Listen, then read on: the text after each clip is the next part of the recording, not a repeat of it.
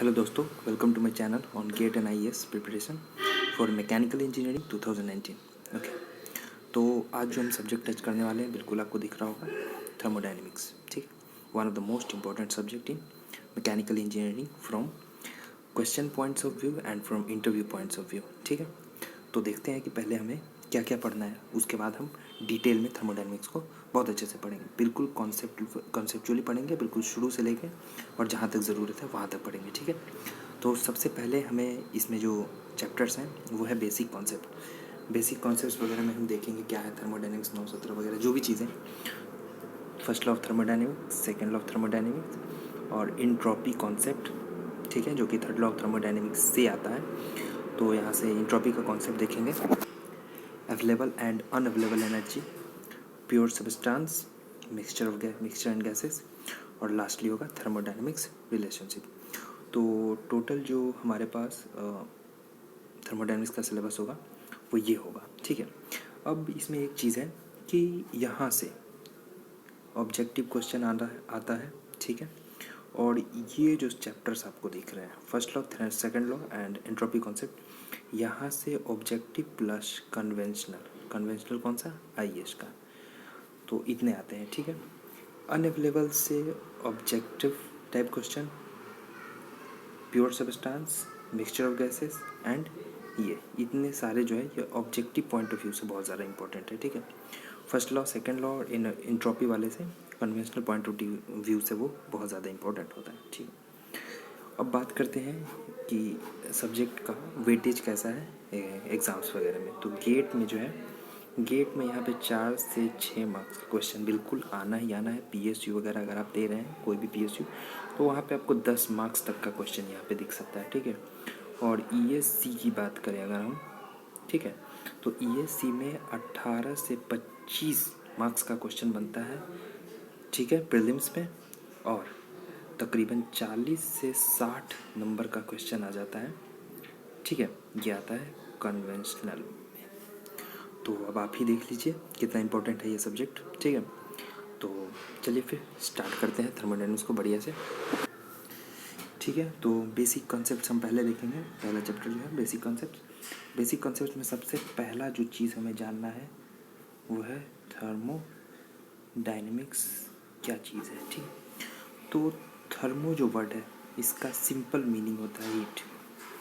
तो हम ऐसा कह सकते हैं एक लेमन लैंग्वेज में कि dynamic behaviour of heat is called thermodynamics.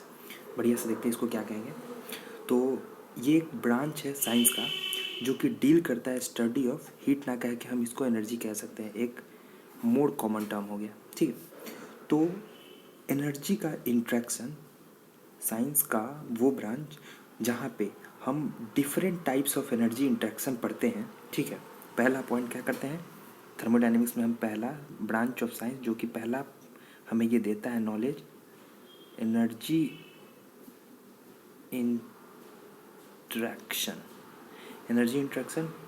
और दूसरी चीज़, तो पहली चीज़ जो हमें थर्मोडायनेमिक्स से पता लगता है वो एनर्जी इंट्रैक्शन पता लगता है, और दूसरी चीज़ कि एनर्जी इंट्रैक्शन की वजह से क्या इम्पैक्ट पड़ा, impact on properties of system. हमने हीट और एनर्जी का जो इंट्रैक्शन हुआ सिस्टम और सराउंडिंग के बीच में, तो उसकी वजह से सिस्टम सराउंडिंग अभी हम देखेंगे। हालांकि आपको इतना पता होना चाहिए कि सिस्टम और सराउंडिंग के बीच में जो इंट्रैक्शन हुआ, तो उस इंट्रैक्शन की वजह से प्रॉपर्टीज़ ऑफ सिस्टम पे क्या इफ़ेक्ट हुआ, तो वो भी चीज़ हम थर्मोडायनेमिक्स के अंदर पढ़ते हैं। ठीक है, एक ये डिफिनीशन होता है। एक और भी बहुत बढ़िया डिफिनीशन होता है कि thermodynamics is the branch of science which deals with the study of 3 E's। 3 E के बारे में हम पढ़ते हैं। तीनों ई कौन कौन सा है वो देखते हैं। एक होता है इक्विलिब्रियम, दूसरा एनर्जी, और तीसरा एंट्रोपी। तो थर्मोडायनेमिक्स वो साइंस का ब्रांच है जहाँ पे हम 3 E's का बहुत डिटेल्ड एनालिसिस करते हैं, एनर्जी, इक्विलिब्रियम और एंट्रोपी का। ठीक है, तो ये हो गया एक नॉर्मल सी चीज़ जो हमें पता होना चाहिए कि व्हाट इज़ थर्मोडायनेमिक्स। ठीक है, अब कभी कभी इंटरव्यू में पूछा जाता है, अगर मैं आपसे ये पूछ दूँ कि थर्मोडायनेमिक्स और हीट ट्रांसफ़र में क्या फ़र्क है। ठीक है। तो ये क्वेश्चन बिल्कुल बहुत अच्छे से पूछते हैं। ठीक है, तो थर्मोडाइनमिक्स का मतलब होता है कि अमाउंट ऑफ हीट ट्रांसफ़र जो होता है ना, उस पर हमें कंसंट्रेट करना होता है, अमाउंट ऑफ हीट ट्रांसफ़र। लेकिन हीट ट्रांसफ़र जो सब्जेक्ट है, हीट एंड मास ट्रांसफ़र जो सब्जेक्ट है HMT, उसमें हमें rate of heat transfer, HMT में रेट ऑफ हीट ट्रांसफ़र के बारे में हमें रेट की किस रेट से, यानी DE/dt एनर्जी का इंट्रैक्शन हो रहा है किस रेट से। तो अगर मैं आपसे थर्मोडाइनमिक्स में ये पूछूं कि सपोज़ ये एक PV कर्व है और एक पॉइंट यहाँ था, कोई प्रोसेस हुआ और वो उस प्रोसेस की वजह से ये पॉइंट 2 तक पहुँच गया। ठीक है, तो अब मैं अगर आपसे पूछ दूँ कि इस टाइम पे यहाँ से यहाँ पहुँचने में मान लेते हैं कि 5 सेकेंड लगा, तो हम ये जानना चाहते हैं कि जब टाइम 3 सेकेंड्स हो रहा था, तो उस वक्त हम किसी एक प्रॉपर्टीज़ के बारे में जानना चाहते हैं, प्रेशर, वॉल्यूम या टेम्परेचर, किसी एक प्रॉपर्टीज़ के बारे में अगर जानना चाहते हैं, तो ये चीज़ थर्मोडायनेमिक्स से आपको पता नहीं लग सकता है। इस चीज़ का जवाब कौन देगा? HMT देगा। तो ये एक छोटी सी चीज़ है जो आपको पता होना चाहिए, और वो पूछते हैं, बिल्कुल पूछते हैं, ये डिफरेंस बिल्कुल पूछते हैं वो। ठीक है, तो आगे बढ़ते हैं। हमारे पास अगला टर्म जो है कि सिस्टम किसे कहते हैं। देखिए, मैं बहुत ज़्यादा टाइम नहीं लूँगा इन सारे छोटे छोटे पॉइंट्स पे, क्योंकि मुझे पता है कि ये जो चीज़ें हैं ये आपको डेफिनेटली पता होंगी, लेकिन फिर भी मैं टच करता चलूँगा, और जहाँ पे डीप नॉलेज होगी, जिस चीज़ की जानने की ज़रूरत होगी, वहाँ पे मैं आपको डीपली बताऊँगा। तो सिस्टम हमें पता है कि कोई भी कंट्रोल रीजन या कंट्रोल वॉल्यूम या कोई स्पेस जहाँ पे हमारा पूरा अटेंशन है, जिसको हम स्टडी कर रहे हैं, उसे हम सिस्टम कहते हैं। ठीक है, तो उसे हम सिस्टम कहते हैं। फिर आता है सराउंडिंग। तो वो सारी चीज़ें जो जिसके बारे में हम पढ़ रहे हैं उसे सिस्टम कहेंगे। वो सारा एक रीजन जिस पे हम फोकस्ड है वो सिस्टम है, और इस सिस्टम के अलावा जो भी है वो क्या है? सराउंडिंग है। Everything external to system is surrounding. फिर एक आता है बाउंड्री। ठीक है, बाउंड्री क्या है? एक सिस्टम है, इस पे हमारा स्टडी चल रहा है, और इसके बाहर जो भी है वो सराउंडिंग है। तो सिस्टम और सराउंडिंग को जो सेपरेट करे उसे बाउंड्री कहते हैं। अब देखिए, यहाँ पे कुछ चीज़ जानने वाली चीज़ है जो कि कॉन्सेप्चुअली बढ़िया है। जो बाउंड्री है वो रियल या इमेजिनरी कुछ भी हो सकता है। ठीक है, मूवेबल या फिक्स्ड कुछ भी हो सकता है। तो ये चीज़ हमें पता होना चाहिए। ठीक है, तो ऐसा होता है। अब एक चीज़ है कि रियल और इमेजिनरी के बीच में कैसे डिस्टिंक्शन होगा। तो अगर सॉलिड लाइन है, ठीक है, कर्व है या फिर सॉलिड लाइन है, ठीक है, कर्व है, तो हम कहेंगे कि वो रियल दिखा रहा है। लेकिन अगर डॉटेड लाइन है या डॉटेड कर्व आप कहते हैं, ठीक है, ये सॉलिड कर्व और ये डॉटेड कर्व है, जैसे ये हो गया और ये हो गया, तो ये होगा रियल के लिए और ये हो जाएगा इमेजिनरी के लिए। तो जहाँ भी सिस्टम को आप डॉटेड से दिखा रहे हैं, इसका मतलब है कि जो बाउंड्री आपने इमेजिन किया है वो, या फिर जो बाउंड्री दिखाया जा रहा है वो इमेजिनरी बाउंड्री है। मूवेबल और फिक्स्ड का एग्जांपल एक जैसे हम ले सकते हैं कि एक पिस्टन है, पिस्टन सिलेंडर असेंबली है, तो इसमें ये जो हमारा सिस्टम हो गया, और ये पिस्टन ऊपर नीचे जा सकता है, तो ये तीनों तो बाउंड्री फिक्स्ड है, लेकिन ये ऊपर नीचे हो सकता है, तो ये बाउंड्री कभी यहाँ भी जा सकती है, तो इसे हम कह सकते हैं मूवेबल। और फिक्स्ड कुछ भी नहीं, जैसे हमने एक सिलेंडर सिर्फ ले लिया और उसके बारे में स्टडी कर रहे हैं, जाहिर सी बात है कि ये जो हमारा बाउंड्री है वो फिक्स्ड हो गया, बस सिंपल सी बात है। और इसके बारे में एक और बहुत बढ़िया चीज़ ये है कि ये बाउंड्री जो होना चाहिए must be of nearly zero thickness. ठीक है, नियरली ज़ीरो थिकनेस का होना चाहिए। तो ये ऐसा हमें पता होना चाहिए। अब यूनिवर्स को अगर हम बात करें, यूनिवर्स, तो क्या हम कह सकते हैं सिस्टम प्लस सराउंडिंग ही यूनिवर्स है। एक सिस्टम को और उसके सराउंडिंग को मिला दोगे आप तो क्या बनेगा? सिंपल सी बात है, यूनिवर्स बन जाएगा। ठीक है, यही होगा यूनिवर्स। अब आते हैं हम कि टाइप्स ऑफ सिस्टम पे, कि सिस्टम के कितने सारे टाइप्स होते हैं। तो सबसे पहला होता है ओपन सिस्टम। ओपन सिस्टम में कुछ नहीं, ओपन सिस्टम वो सिस्टम है जहाँ पे मास एंड एनर्जी दोनों का इंटरेक्शन हो रहा है। दोनों का इंटरेक्शन पॉसिबल है, वैसे को हम ओपन कहेंगे। जैसे एक कप है, आपने कप लिया, कप में चाय डाला, ठीक है, तो ये हो गया आपका कप, ठीक। कप के अंदर इतने पे मानते हैं चाय होगी। तो जैसे ही चाय गर्म होगी तो इसके ऊपर से यूँ वेपर निकल रहे होंगे। तो एनर्जी का इंटरेक्शन तो आपको है कि टेम्परेचर है, आपने हाई टेम्परेचर पे आपने टच किया तो आपको लगा कि हीट है, तो हीट इससे आपके हाथ में ट्रांसफ़र हो रहा है, वो दिख रहा है बिल्कुल। तो हम इतना है कि एनर्जी का ट्रांसफ़र है। और चूँकि यहाँ पे जो वेपर है वो ऊपर की तरफ जा रहा है, तो वेपर के पास अपना मास तो होगा। तो वो मास एक्चुअली में क्या था, पहले तो वो चाय का पोर्शन था ना, लेकिन वो वेपर बन के ऊपर जा रहा है। इसका मतलब है कि चाय अपना मास वेपर के फॉर्म में सराउंडिंग में दे रहा है। तो मास का भी इंट्रैक्शन हो गया और एनर्जी का इंट्रैक्शन हो गया। तो ऐसे को हम ओपन सिस्टम करेंगे। इसका एग्जांपल कौन कौन सा हो सकता है? बॉयलर होगा। क्यों होगा बॉयलर? क्योंकि एक बॉयलर के अंदर, ये अगर बॉयलर है तो आप इसमें वाटर भेजते हो और स्टीम निकलता है, स्टीम आपको आउटपुट मिलता है। तो मास का ट्रांसफ़र आपको दिख गया और इस वाटर को यहाँ से एनर्जी मिल रहा होता है, जिसकी वजह से ये स्टीम बन जाता है। तो यहाँ पे एनर्जी का भी ट्रांसफ़र हुआ। तो ये मास एंड एनर्जी दोनों का। इसी तरीके से टरबाइन को भी आप बोल सकते हैं कि ये ओपन सिस्टम है, क्योंकि मास का फ्लो देख रहे हैं आप, बिल्कुल पानी इधर से आ रहा है, और पानी फिर इधर को जा रहा है, और जितने देर में जो जा रहा है उतने ही टाइम में वो क्या कर रहा है कि टरबाइन के ब्लेड्स को रोटेट कर दे रहा है। और इस रोटेशन की वजह से, आई एम सॉरी, ये वाला चीज़ मैंने कॉपी को ऊपर नहीं किया, तो मैं एक बार फिर से बता देता हूँ कि ये बॉयलर का पहले हमने एग्जांपल लिया था। बॉयलर में हमने वाटर डाला और वो स्टीम बन के निकला, और यहाँ से उसको हीट मिली, और जिसकी वजह से वाटर जो है वो स्टीम बन गया। तो वाटर स्टीम, मास का इनलेट, मास का आउटलेट, तो मास इंट्रैक्शन, और हीट के फॉर्म में एनर्जी का इंट्रैक्शन। तो ये एक ओपन सिस्टम हो गया। उसके बाद हम टरबाइन की बात कर रहे थे। टरबाइन में वाटर इधर से जाना है वाटर को, और इधर से निकल जाना है। तो मास का इंट्रैक्शन, मास इन मास आउट, तो मास इंट्रैक्शन है, ओके। और जितनी देर में मास यहाँ से यहाँ जा रहा है, उस बीच में उसने टरबाइन ब्लेड्स को रोटेट करवा दिया, ठीक है। ये है आपका टरबाइन ब्लेड्स। तो टरबाइन ब्लेड्स रोटेट होने की वजह से उससे इलेक्ट्रिसिटी का जनरेशन होगा, ठीक है। तो एनर्जी का इंट्रैक्शन हो गया, ठीक।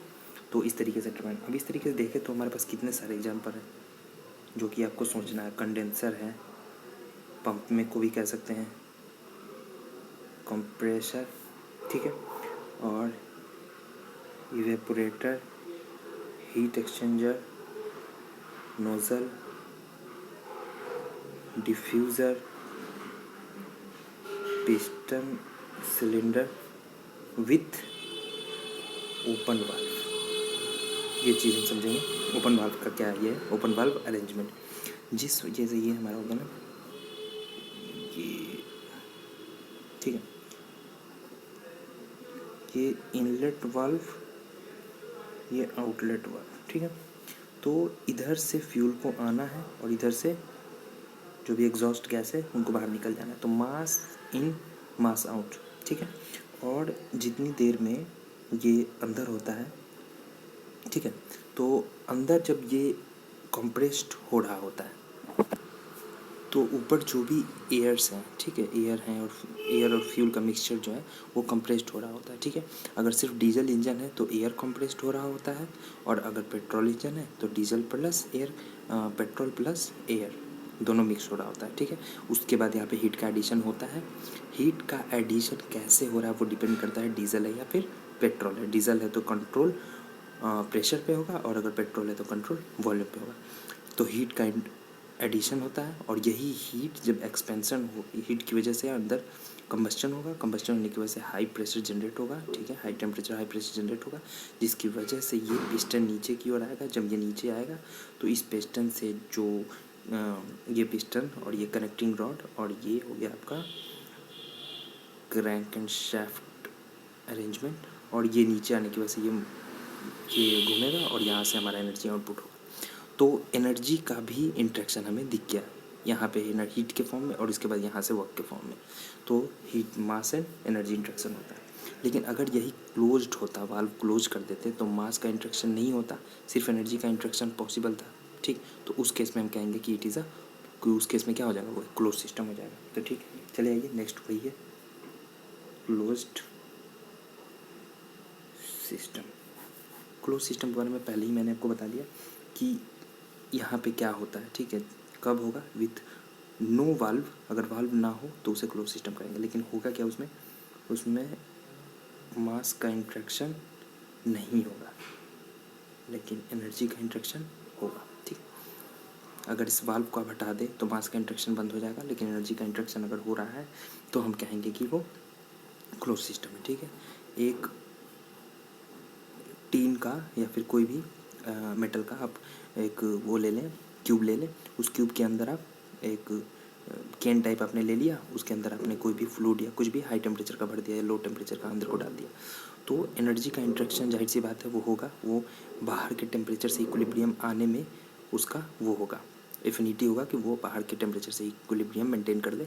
तो इसकी वजह से वो एनर्जी को या तो लूज़ कर सकता है या गेन कर सकता है, अकॉर्डिंग टू डिपेंड्स कि उसका क्या है अंदर का कंडीशन। ठीक है, तो एनर्जी का इंट्रैक्शन बिल्कुल पॉसिबल है, होगा, लेकिन मास का पॉसिबल नहीं, क्योंकि आपने फिक्स्ड किया हुआ है, मतलब सभी जगह से सील्ड है ये। ठीक है, तो ऐसे को कहेंगे कि ये क्लोज सिस्टम है। क्लोज सिस्टम का एग्जांपल एक बहुत बढ़िया जो भी हमने देखा है कि पिस्टन सिलेंडर असेंबली होता है जहाँ पे विदाउट वाल्व हो। ठीक है, वाल्व नहीं है। उसके बाद एक तीसरा टाइप जो है, जो कि लास्ट है, वो है आइसोलेटेड सिस्टम। तो आइसोलेटेड सिस्टम कुछ नहीं है जहाँ पे मास एंड एनर्जी दोनों में से किसी का इंट्रैक्शन नहीं हो रहा, दोनों में से कोई इंट्रैक्शन नहीं हो रहा है, तो इसे हम कहेंगे कि यहाँ पे क्या है, ये आइसोलेटेड सिस्टम है। एक बहुत बढ़िया एग्जांपल इसका हो गया थर्मोफ्लास्क, जिसमें आप पानी गर्म करके रख देते हैं। ठीक है, एनर्जी का इंट्रैक्शन होता है मानते हैं, लेकिन एट सम इंस्टेंट हम मान रहे हैं कि एनर्जी का इंस्टेंट नहीं हो रहा है। ठीक है, हीट बाहर नहीं जा रहा, तो मास वैसे ही आपने बंद कर दिया हुआ और हीट बाहर जा नहीं रहा। तो लेकिन ये कब होगा, जब परफेक्टली इंसुलेटेड वॉल होगा। ठीक है, वॉल परफेक्टली इंसुलेटेड होना चाहिए। ठीक है, इसका रिक्वायरमेंट है कि वॉल परफेक्टली इंसुलेटेड होना चाहिए, ठीक, और सील्ड होना चाहिए। लेकिन बेस्ट एग्जांपल, अगर इससे भी बेस्ट एग्जांपल दे, जो कि जहाँ पे कोई एक्सेप्शन नहीं है, वो बिल्कुल सही होगा, वो होगा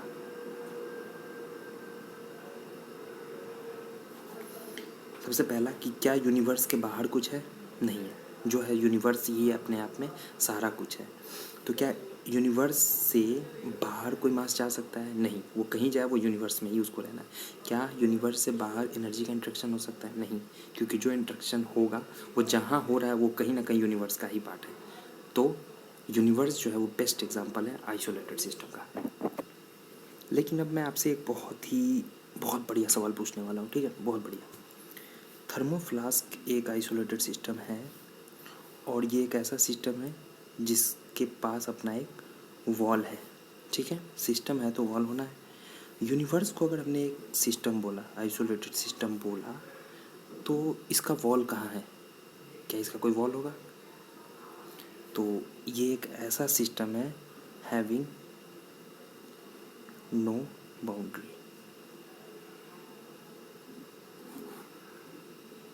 अ सिस्टम विथ इनफाइनाइट बाउंड्री, इसका कोई बाउंड्री नहीं है। ठीक है, तो ये चीज़ आपको पता होना चाहिए, जो कि बहुत बढ़िया क्वेश्चन है।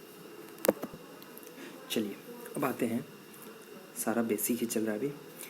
अब एक बढ़िया सा टॉपिक है कि माइक्रोस्कोपिक एंड मैक्रोस्कोपिक अप्रोच क्या होता है। माइक्रोस्कोपिक आपको वर्ड से समझ में आता, कहते हैं ना कि किसी भी चीज़ को, किसी भी प्रॉब्लम को माइक्रोस्कोपिकली ख़त्म करो, जड़ से बिल्कुल ख़त्म करना, तो आप अंदर घुस के पढ़ना है। ठीक है, माइक्रोस्कोपिक अप्रोच हुआ कि किसी भी प्रॉपर्टीज़ के बारे में अगर हमें जानना है, किसी भी सिस्टम के बारे में जानना है, बढ़िया से जानना है, तो माइक्रोस्कोपिक वे का मतलब है कि आपने मॉलिक्यूलर लेवल पे, मॉलिक्यूलर लेवल बोले तो बिल्कुल स्टैटिस्टिकली,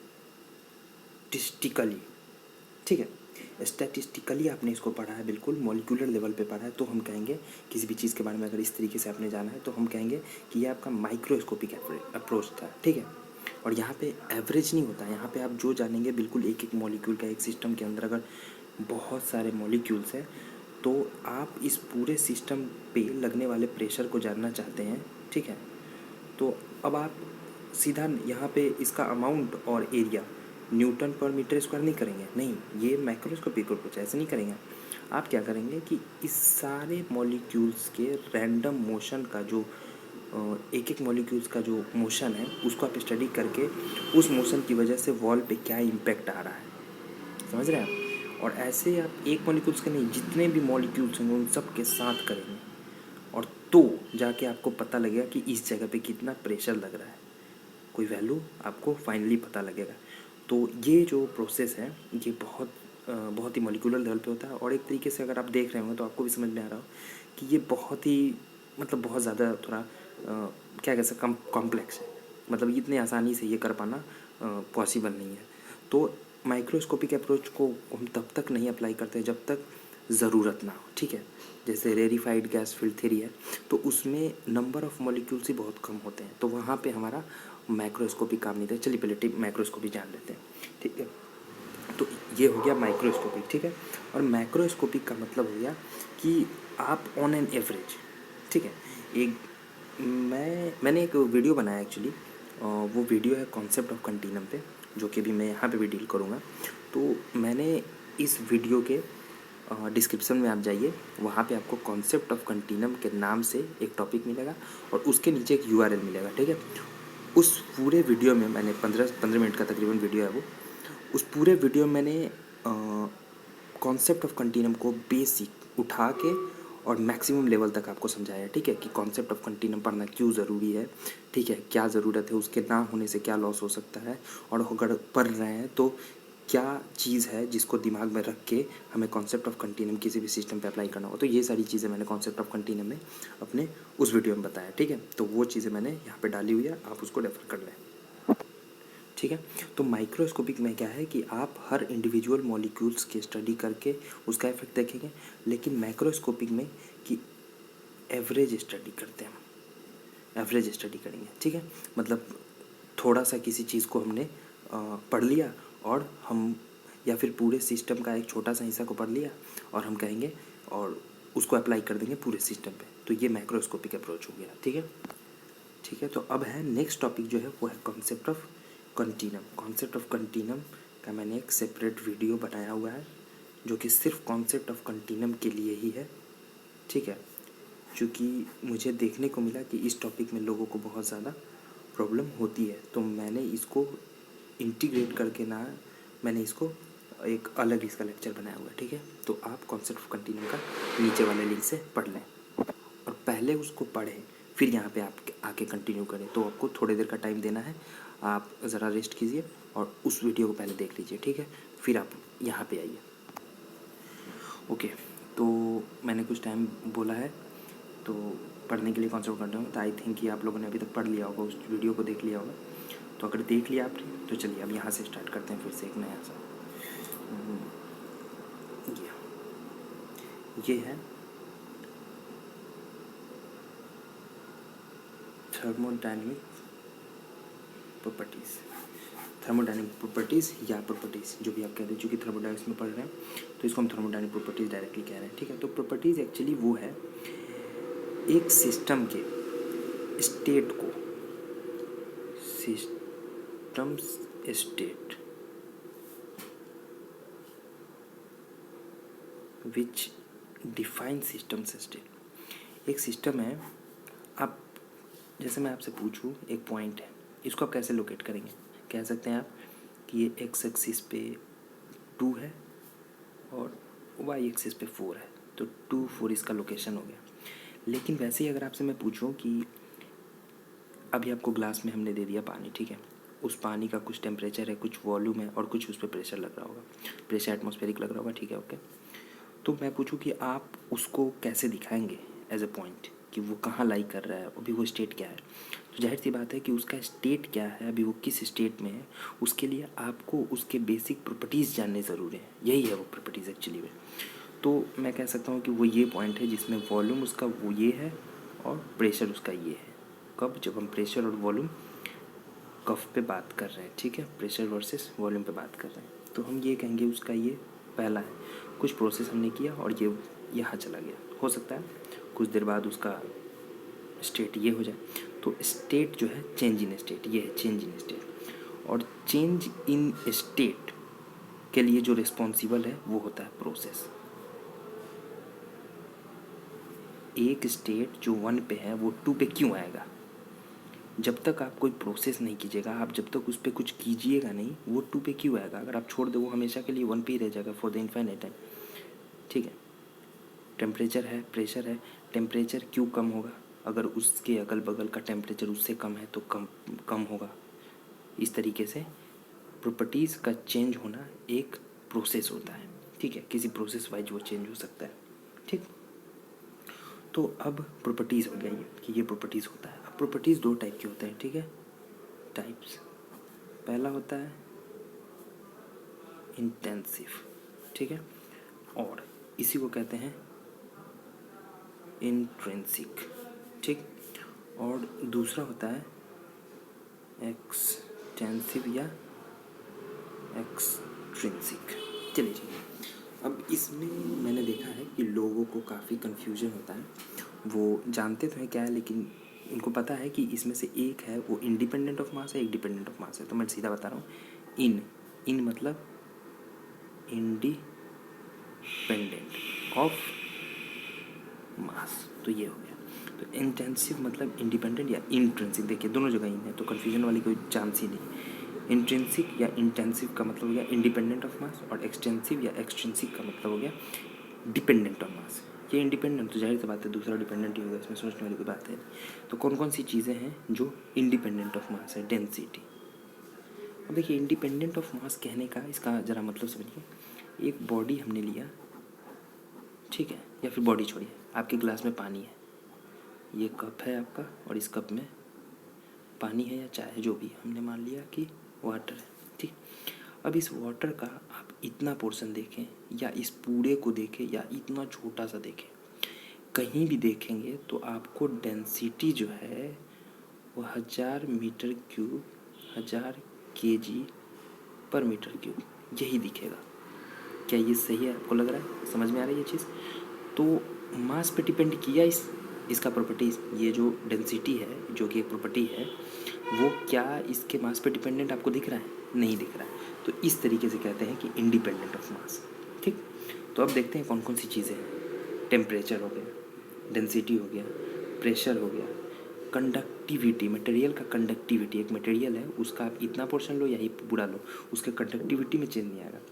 और कोफिशिएंट ऑफ थर्मल एक्सपेंशन, ये मटेरियल है, अगर इसका कुछ कोफिशिएंट ऑफ थर्मल एक्सपेंशन है अल्फ़ा, तो आप ये इतना मटेरियल लो या ये पूरा लो, इसका एक्सपेंशन जब आप टेम्परेचर दोगे तो उसी हिसाब से होगा, मतलब सेम हिसाब से होगा, चाहे वो छोटा पीस हो उसका या बड़ा पीस हो। स्पेसिफिक हीट रेशियो ऑफ, देखिए स्पेसिफिक हीट को ज़रा हम एक थोड़ा ध्यान से देखते हैं। जो वर्ड है ना स्पेसिफिक हीट को हम कह सकते हैं क्यू। ठीक है, अब एक ध्यान से ध्यान के, हीट जो है ना, हीट ये एक्सटेंसिव प्रॉपर्टी है। ठीक है, सिस्टम जितना बड़ा, मास जितना बड़ा, उसके अंदर हीट का क्वांटिटी उतना ज़्यादा हो सकता है। लेकिन जैसे ही स्पेसिफिक आप लगाते हैं ना, तो दिस अपॉन मास हो जाता है ये, मतलब क्यू। और ये क्यू क्या है? जूल पर केजी। तो जैसे ही पर केजी हुआ ना, ये इंटेंसिव बन गया। तो स्पेसिफिक, जितने भी प्रॉपर्टीज़ में आपको स्पेसिफिक वर्ड दिख जाए, ये आपको रट लेना है बिल्कुल, कि जितने भी प्रॉपर्टीज़ में आपको स्पेसिफिक वर्ड दिख जाए वो इंटेंसिव होगा। बिल्कुल आंख बंद करके सोचना भी नहीं। ठीक, वो स्पेसिफिक होगा। Specific volume, specific heat, specific energy, specific enthalpy, ये सारा कुछ। अब देखिए एक चीज़ मैं प्रूव कर रहा हूँ, स्पेसिफिक वॉल्यूम जो होगा मीटर क्यूब पर केजी होगा। ठीक है, आपको डाउट है कि ये होगा कि नहीं, इसको ज़रा आप उल्टा करें, क्या ये डेंसिटी, और डेंसिटी मैंने बहुत बढ़िया से आपको समझाया है कि इंटेंसिव कैसे है। तो आपको डाउट करने वाली बिल्कुल ज़रूरत नहीं है, डाउट करने की कोई ज़रूरत नहीं है। जहाँ भी स्पेसिफिक हुआ वो सीधा इंटेंसिव हो गया, और बाकी एक्सटेंसिव आपको पता ही है। एक्सटेंसिव जो कि मास पर डिपेंडेंट, और 2 ratio of two extensive property, ये भी बहुत बढ़िया चीज़ है। Properties is always intensive. किसी भी दो एक्सटेंसिव प्रॉपर्टी को आप उठा लें और उसका रेशियो जो होगा वो आपको इंटेंसिव मिलेगा। देखिए यहाँ ही देख ले, kg extensive, metre cube extensive, दोनों का रेशियो इंटेंसिव। तो कहीं भी आपको ये चीज़ देखने को मिलेगा, ठीक है। तो उसी तरह एक्सटेंसिव प्रॉपर्टीज़ क्या हो गया, जो मास पे डिपेंडेंट होगा। जैसे इसका एग्जांपल देखते हैं, मास, वॉल्यूम, हीट। हीट जो कहते हैं ना, हीट कैपेसिटी, हीट कैपेसिटी, किसी बॉडी का हीट कैपेसिटी का फॉर्मूला होता है एम इंटू सी, सी पी नहीं सी। स्पेसिफिक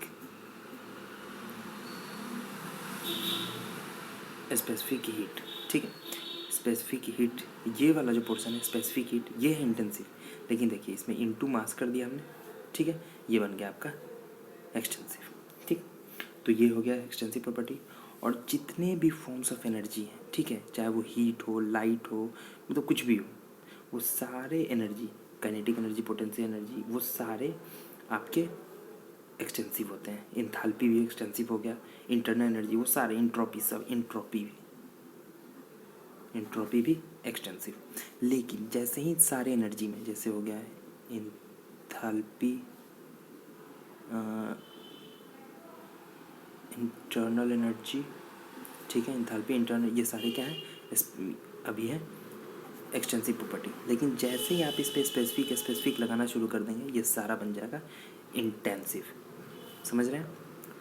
तो ये चीज़ आपको हमेशा ध्यान रखना है, और इससे क्वेश्चन बिल्कुल आते हैं, और इंटरव्यू में भी वो काफ़ी अच्छे से लोगों को, क्योंकि बेसिकली अगर ये क्लियर नहीं हुआ ना, तो इसमें फंसा लेना बहुत आसान होता है उन लोगों के लिए जो इंटरव्यू में बैठे हुए हैं और उनको बेवकूफ़ आप बना नहीं सकते।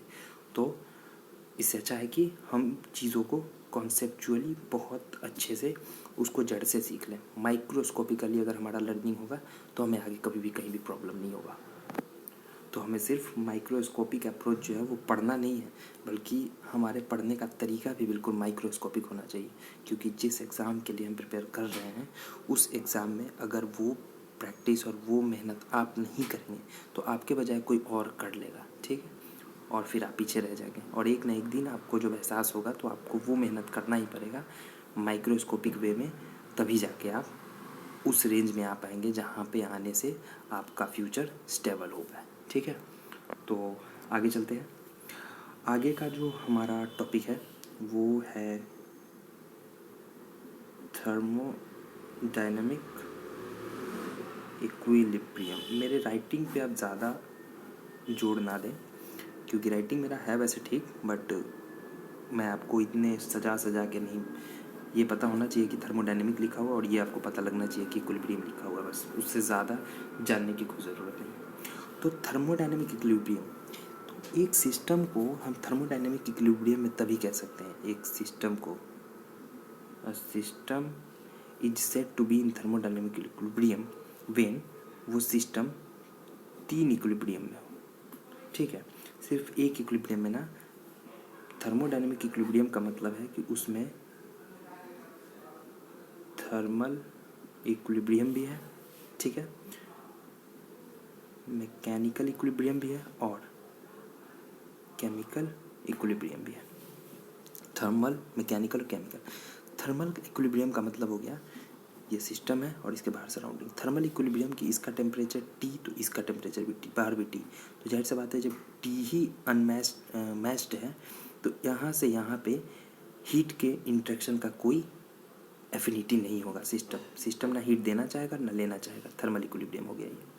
मैकेनिकल इक्विलिब्रियम की अंदर जो प्रेशर है, ठीक है, एक, अगर आप एक पिस्टन सिलेंडर असेंबली मान लें तो अंदर का प्रेशर आप 100 किलो पास्कल मान लें, और बाहर का प्रेशर अगर 101 किलो पास्कल है, तो इस 101 किलो पास्कल की वजह से ये पिस्टन नीचे आने का टेंडेंसी शो करेगा, और वो नीचे आएगा तब तक आएगा जब तक अंदर के एयर को भी वो 101 तक कंप्रेस ना कर दे। और जैसे ही 101 पे कंप्रेस हो गया वो रुक जाएगा, ठीक।